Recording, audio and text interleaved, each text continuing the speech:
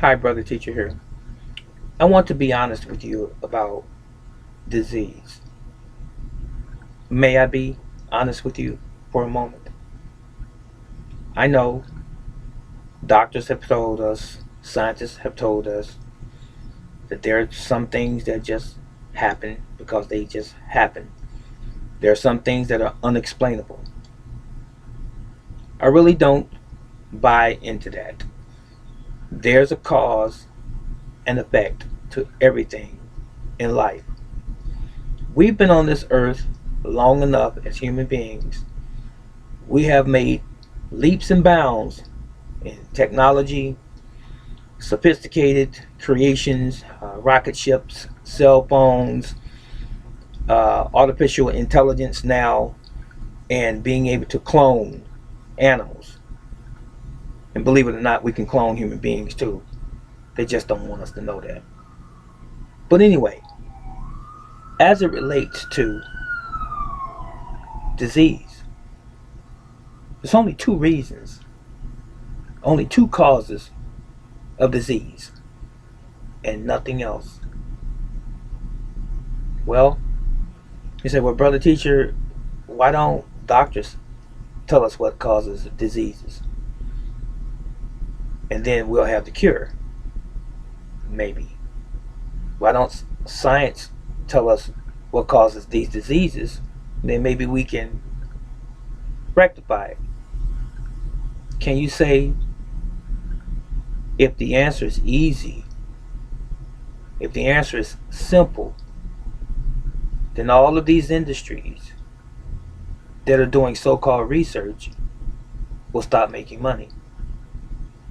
They will have to fire hundreds and thousands of people. You see, once you start something and it becomes lucrative, in other words, it begins to create finance up into the billions of dollars, even when you discover that there is a cure for a disease, do you think those people want to let go of the money that they've become accustomed to receiving? Especially the people that are in charge and in control. I believe that your answer should be no, they don't want to let it go. So they keep perpetuating the lie. Now, mind you, there are extenuating circumstances, and there are some people, some children, that come into the world with certain maladies and diseases. I'm not talking about the rare cases. I'm not talking about the things that happen remotely. I'm talking about the broad scale of things. The majority of people who receive and or incur some form of a disease, cancer, and whatever. Two things cause disease. Number one, toxicity. Anytime you bring in contact with a living organism, such as a human being, in this particular instance, us, when you bring in contact with a human being, chemicals and toxins that are not innately us, that are foreign to us, we become the breeding ground for disease. That's number one, because it doesn't belong there. Chemicals, pharmaceutical drugs, for the most part, don't belong here on and in us. That's number one. Now, there are some people out there that are going to try to fight me, maybe tooth and nail, and say, hey, if it wasn't for such and such a medication my doctor gave me, I would be dead today. I am not saying to you, and listen to me very carefully, I am not saying to you, stop taking medication. I've never advocated that. I'm not saying to you that medicine or the medical industry has no place, because it does. Only in an emergency situation or status. is it viable or should be. But to go to your pharmacy and buy medicine, so-called medicine, or to have prescribed for you so-called medication for things that someone else caused to happen to you, or you caused to happen to yourself because of your lifestyle, what you eat, what you put on your body, what you expose yourself to, can cause disease if it's the wrong things. We are nature. You've heard me say this before. What we put on and in our bodies should be nature as well. So I did say that was number one. And so, if number one, the number one reason for disease is toxicity, and the other one is deficiency. Deficiency. And they sort of work hand in hand, because when you don't put the right things in your body, you become deficient. You've heard of mineral deficiency. You've heard of dehydration and a lack of electrolytes, which is the same thing, the minerals.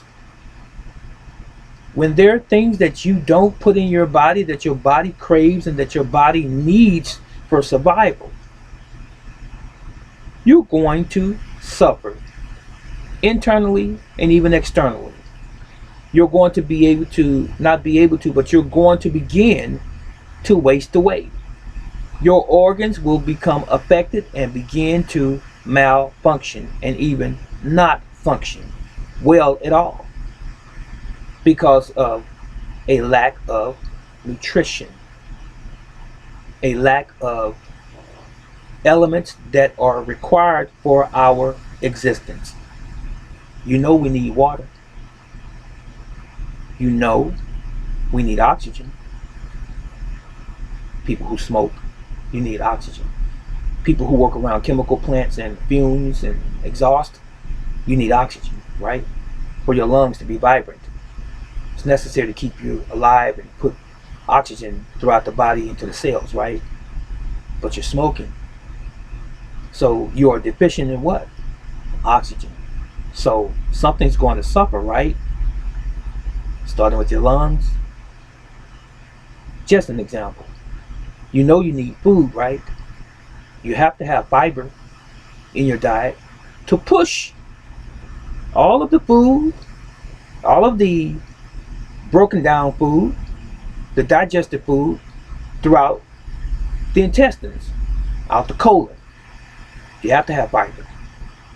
You have to have minerals and vitamins, amino acids.